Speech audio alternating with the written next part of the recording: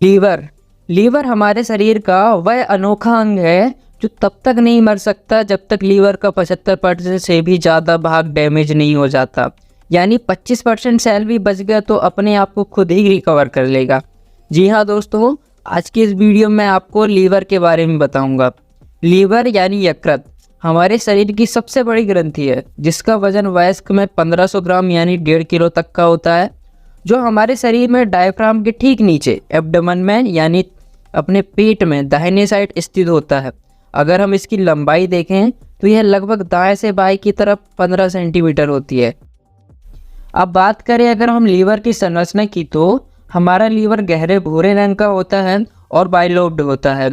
Bilobed मतलब 2 lobe से मिलकर बना होता है। राइट वाला लोब बड़ा होता है और लेफ्ट वाला लोब छोटा होता है। राइट वाला लोब लेफ्ट वाले लोब से आकार में लगभग 6 गुना तक बड़ा होता है।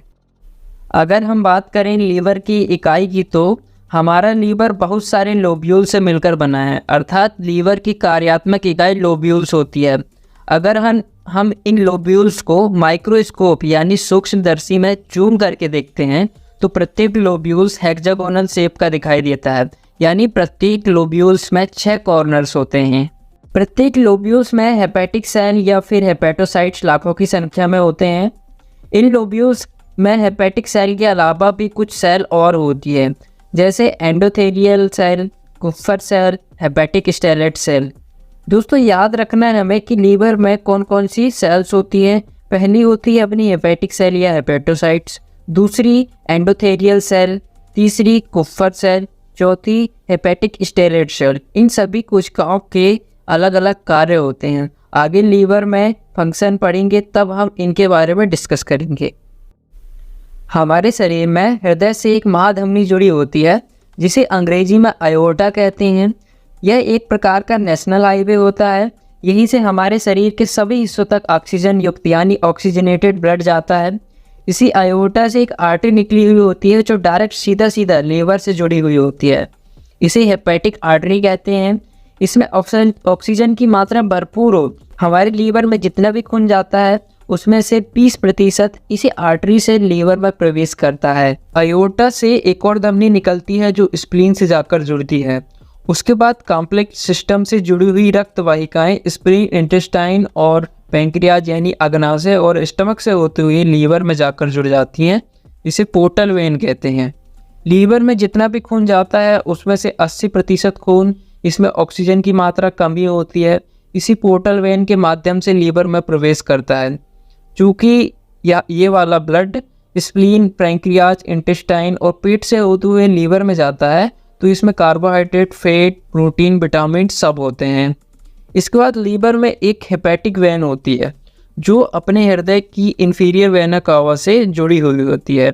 इसी हेपेटिक वेन के माध्यम से सारा ब्लड बाहर निकलकर हृदय में वापस चला जाता है। इस प्रकार हमारे लीवर में 3 ब्लड वेसल्स होती हैं। अब पढ़ते हैं लीवर के फंक्शंस के बारे में। वैसे तो इसके बहुत सारे फंक्शन हैं लेकिन हम कुछ महत्वपूर्ण फंक्शंस को देखेंगे। इसमें सबसे महत्वपूर्ण काम है बाइल जूस का प्रोडक्शन करना। बाइल जूस मतलब पित्त रस का निर्माण करना। दोस्तों बाइल जूस का प्रोडक्शन लीवर में पाई जाने वाली कुफर सेल से होता है। ये कुफर सेल्स मृत लाल रक्त कणिकाओं का भक्षण करके बाइल जूस का निर्माण करती है। मतलब हमारी जो मृत आरबीसीज होती है उसका भक्षण करेगी और बाइल जूस का निर्माण करेगी। प्रकृति ने इस बाइल जूस को स्टोर करने के लिए एक आवश्यक बर्तन भी बनाई है जिसे गॉल ब्लैडर कहते हैं। मतलब यहाँ पर कुफर सेल यानी लीवर के 2 कार्य सामने आते हैं। पहला है मृत आरबीसीज को नष्ट करना यानी उसका भक्षण कर लेना, और दूसरा है बाइल जूस का निर्माण उन्हीं मृत आरबीसीज से करना। हमारा लीवर पाचन में ही मदद करता है। सवाल ये है कि कैसे करता है। जब हमारा भोजन अमाशय से छोटी आंत में जाता है, क्योंकि यह भोजन तो अम्लीय यानी बहुत एसिडिक होता है, तब यही बाइल जूस उस एसिड को न्यूट्रलाइज करके प्रोटीन, कार्बोहाइड्रेट, वसा के पाचन में मदद करता है। अगला है प्रोटीन सिंथेसिस। लीवर प्रोटीन का सिंथेसिस भी करता है। हमारे लीवर में हेपेटोसाइट्स होती हैं जो प्रोटीन का संश्लेषण करके नई सेल्स का निर्माण करती हैं, जो हमारी इम्यूनिटी यानी प्रतिरक्षा तंत्र में भी बहुत मदद करता है। लीवर में बिलीरुबिन का भी निर्माण होता है। हमारे लीवर में स्टेलेट सेल होती है जिसका काम फैट और विटामिन्स को संग्रह करके रखने का होता है और ज़रूरत के समय शरीर के सभी हिस्सों तक प्रोटीन और विटामिन्स को पहुंचाने का काम करती हैं। लीवर में एक और सेल होती है एंडोथेलियल सेल, जिसका काम होता है ब्लड को छानने का।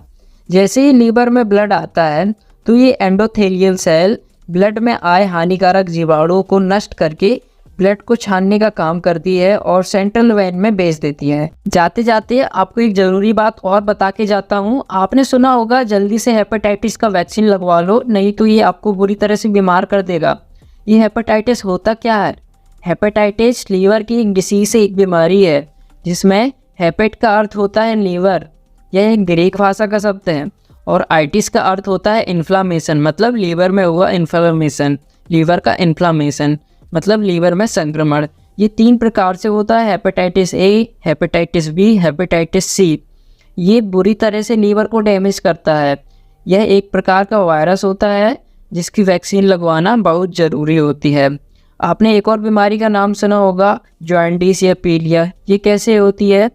ये जब अपना लीवर बिलीरुबिन का निर्माण बहुत ज़्यादा करने लगता है तो रक्त में बिलीरुबिन की मात्रा बढ़ जाती है, जिससे हमारी त्वचा और आँखों का जो सफ़ेद हिस्सा होता है यह पीला होने लगता है। इसे पीलिया या फिर जॉन्डिस कहते हैं। वीडियो कैसा लगा कमेंट करके ज़रूर बताएं।